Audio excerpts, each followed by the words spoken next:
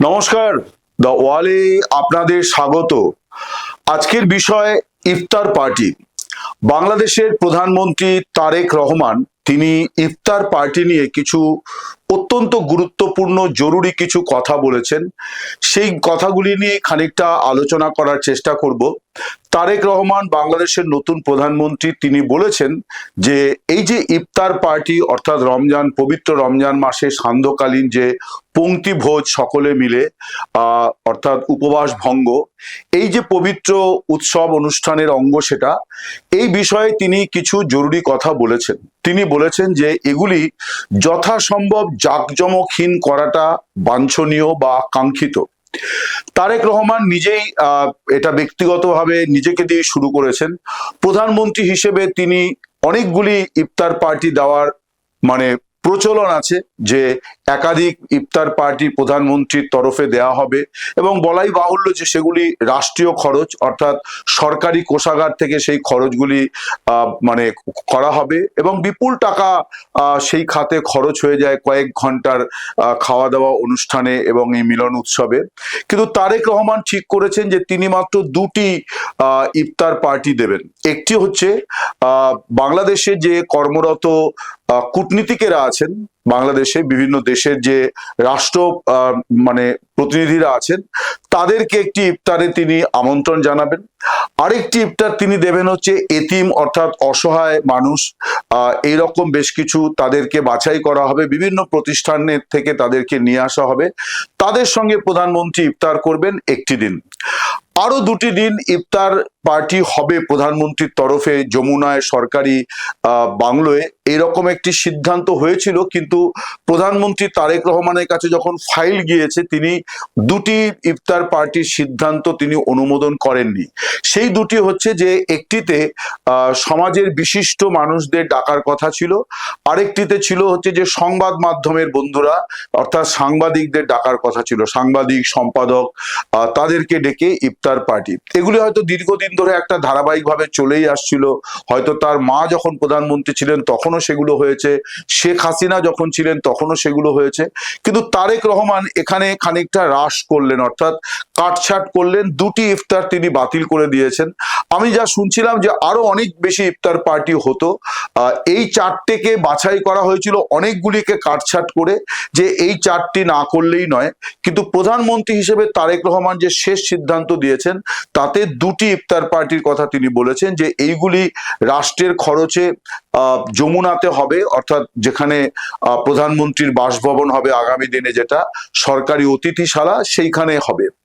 এখন এই যে কথাটি তিনি বলেছেন এটা অত্যন্ত গুরুত্বপূর্ণ এই জন্যে যে এটা কিন্তু শুধুমাত্র একজন প্রধানমন্ত্রী যখন এই কথাটি বলেন তখন সেটা শুধুমাত্র সরকারের ক্ষেত্রেই প্রযোজ্য হবে এমনটি নয়।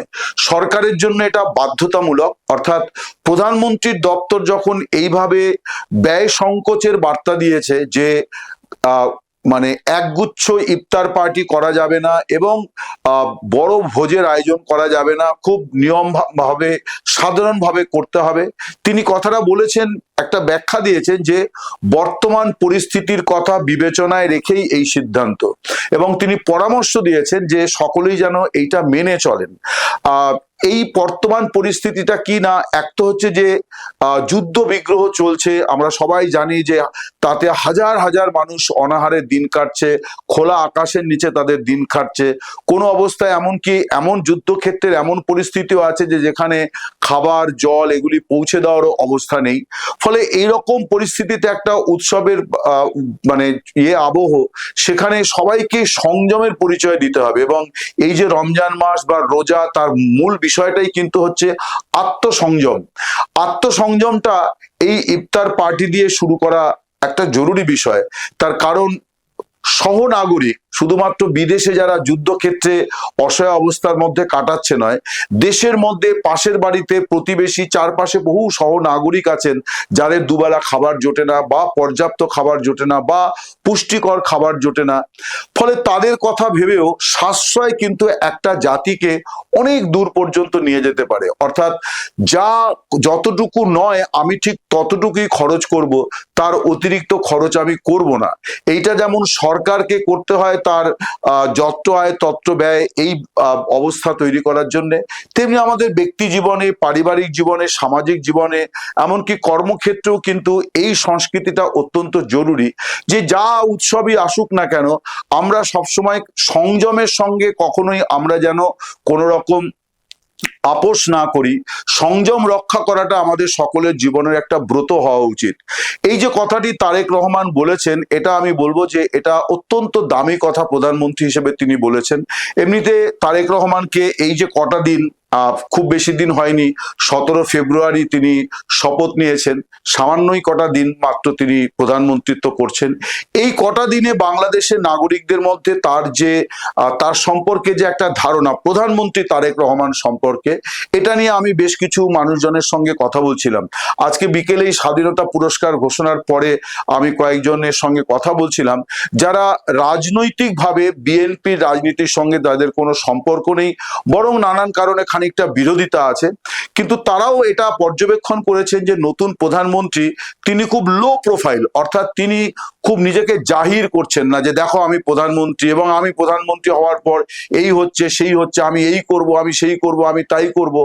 তারেক রহমান কিন্তু এইরকম কোনো বাজানোর কোনো রকম মানে মোহ তার মধ্যে দেখা যাচ্ছে না। তিনি খুব ঢাক পেটাতে শুরু করেছেন যে আমার সরকার এই করব, এই করবেন, এই করবে, এই করেছি, তাই করেছি, এরকমটি এখনো পর্যন্ত দেখা যাচ্ছে না। যদিও একজন প্রধানমন্ত্রী কেন, একজন সাধারণ নাগরিককেও বিচার করার জন্য এই সামান্য কটা দিন, অত্যন্ত সামান্য কটা দিন এইভাবে কাউকে মূল্যায়ন করাটা সত্যি কঠিন। তবে এটাও ঠিক যে শুরুটা থেকে খানিকটা আঁচ করা যায় যে মানুষটি আসলে ঠিক কি বলতে চাইছেন। তাতে যেটা বোঝা যাচ্ছে, তারেক রহমানের পোশাক আশাকের মধ্যেও দেখা যাচ্ছে যে তিনি খুব সাধারণ পোশাক আশাক পরছেন এবং তিনি একেবারেই আর 5 জন সরকারি কর্মচারী, আমি বলছি যে সরকারি কর্মচারী মানে নীতিনিষ্ঠ দায়িত্ববান কর্মচারী যারা, তাদের মতোই তিনি খুব সকাল সকাল অফিস চলে আসছেন, দীর্ঘ সময় অফিস করছেন এবং এই কটা দিনে তিনি যে খুব কোনো বড় অনুষ্ঠানে যোগ দিয়ে খুব বড় বড় কথা বলেছেন তাও নয়, এবং যেটুকু যা বলেছেন খুব পরিমিত কথা বলেছেন, খুব অল্প কথা তিনি বলছেন, কথা তিনি কার্যত বলছেন না সেইভাবে প্রকাশ্যে।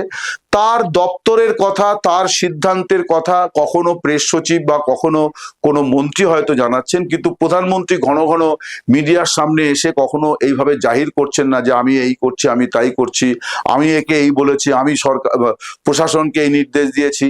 আমরা দেখছি যে অনেকগুলি সিদ্ধান্ত হচ্ছে, সরকারি কর্মচারীদের হাজিরা নিয়ে কতগুলি কড়াকড়ি করা হয়েছে। একটা নতুন নির্দেশ জারি হয়েছে যে 9টায় অফিসে ঢুকে প্রথম 40 মিনিট অন্য কোনো কাজ রাখা যাবে না, অফিসের বাইরে কোনো কাজ রাখা যাবে না, অফিসেই থাকতে হবে, অর্থাৎ যে ভিজিটাররা আসবেন তাদেরকে মিট করতে হবে, তাদের কথা শুনতে হবে। এরকম বেশ কিছু বিষয় কিন্তু হচ্ছে যেখান থেকে বোঝা যাচ্ছে যে নতুন সরকার নতুন ভাবে ভাবনা চিন্তা করছে, এগুলি ভালো দিক। আমি আবার ফিরে যাই ইফতার পার্টির বিষয়টিতে। সেটি হচ্ছে যে এইটা প্রধানমন্ত্রী যখন বলেছেন, আমার মনে হয় যে আমি এখনো পর্যন্ত যে ইফতার পার্টির আয়োজনগুলো দেখছিলাম, বিশেষ করে কয়েকটি রাজনৈতিক দলের, সেগুলো আমার ব্যক্তিগতভাবেই মনে হচ্ছিল যে বাংলাদেশের পরিমণ্ডলে বা প্রেক্ষাপটে এগুলো এক ধরনের লোক দেখানো বিষয়, অর্থাৎ আমি আয়োজনটাকে বলছি, এত বাহুল্য, সেখানে খাবারের এত বাহুল্য, এত কিছু, আমার মনে হয় না এগুলির প্রয়োজন আছে। এগুলি সকলেরই সংযম পালন করা উচিত এবং এটা সব উৎসবের ক্ষেত্রে সত্যি, সেটা দুর্গাপুজো হোক, কালী পুজো হোক, কি বড়দিন হোক, কি যে কোনো উৎসবের নামে আমরা কখনোই কিন্তু এইভাবে অপচয় করতে পারি না বা এইভাবে প্রয়োজনের অতিরিক্ত খরচ করতে পারি না, যখন আমাদের পাশেই কেউ না কেউ অনাহারে আছে, অর্ধাহারে আছে, পর্যাপ্ত খাবার পাচ্ছে না, তাদের কথা আমাদের ভাবতে হবে। সহনাগরিকের কথা ভাবাটাই কিন্তু সবচেয়ে বড় ধর্মাচরণ। বিবেকানন্দ বলেছিলেন, জীবে প্রেম করে যেই জন সেই জন সেবিছে ঈশ্বর। এই যে কথাটি বিবেকানন্দ বলেছেন ঠিক কথা, কিন্তু এটাই সব ধর্মের গোড়ার কথা, যে মানব সেবাটাই কিন্তু সব ধর্মের মধ্যেই আছে। তারেক রহমান যে কথাটি বলেছেন, আমি বলবো যে এইটা সবচেয়ে বেশি নিষ্ঠার সঙ্গে পালন করা উচিত তার দল বিএনপি। বিএনপি একটা বিরাট বড় দল, তাদের জেলা, উপজেলা, নগর এবং আরো অলি গলিতে তাদের সংগঠন আছে এবং সেখানেও বিভিন্ন নেতা, তারপর তাদের তরফে বিভিন্ন ব্যক্তিরা তারা ইফতারের আয়োজন করবেন। কিন্তু সব জায়গাতেই এই জিনিসটা খেয়াল রাখতে হবে যে এখানে যেন কোনো বাহুল্য না হয়, এমন কোনো বার্তা না যায় যে ইফতারের নামে কিছু লোক এইভাবে মানে ভোগবিলাস করছে আর কিছু লোক অনাহারে আছে।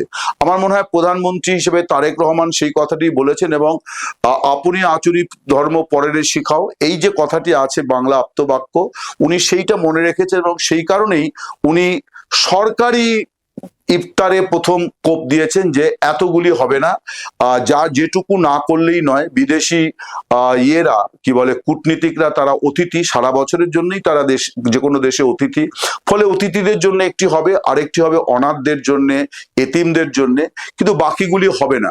আমার মনে হয় যে ইফতারের এই যে আয়োজন, এটাকে বাতিল না করেও খুব সীমিত আকারে, বা আগামী দিনে যারা করবেন তারা খুব সীমিতভাবে এটা করলে পরে প্রধানমন্ত্রীর এই বার্তাটা কিন্তু অত্যন্ত একটা গুরুত্বপূর্ণ ভূমিকা নিতে পারে। ফলে তিনি তার কথা বলেছেন, তিনি তার সরকারের তরফে যা করণীয় করেছেন। আমার ধারণা সব মন্ত্রক এই বার্তাটি পেয়ে গিয়েছে যে তারেক রহমান কি চান, ফলে তার মন্ত্রীরাও সেইভাবেই সিদ্ধান্ত করবেন। কিন্তু সবচেয়ে বড় বিষয় হচ্ছে যে ইফতার আমাদের এই উপমহাদেশে সবচেয়ে বড় আয়োজক হচ্ছে রাজনৈতিক দলগুলি। রাজনৈতিক দলগুলি এখান থেকে কতটা শিক্ষা নেয় সেটা সকলেরই নজর থাকবে। অবশ্যই তারেক রহমানের নিজের পার্টি বিএনপি, তাদের এই ব্যাপারে অনেক বেশি দায়িত্বশীল আচরণ করা একেবারে খুবই জরুরি, কারণ তাদের নেতাই ডাক দিয়েছেন যে জাঁকজমক পরিহার করে সাধারণভাবে ইফতার পালন করুন। নমস্কার, শুভরাত্রি, সকলে ভালো থাকবেন।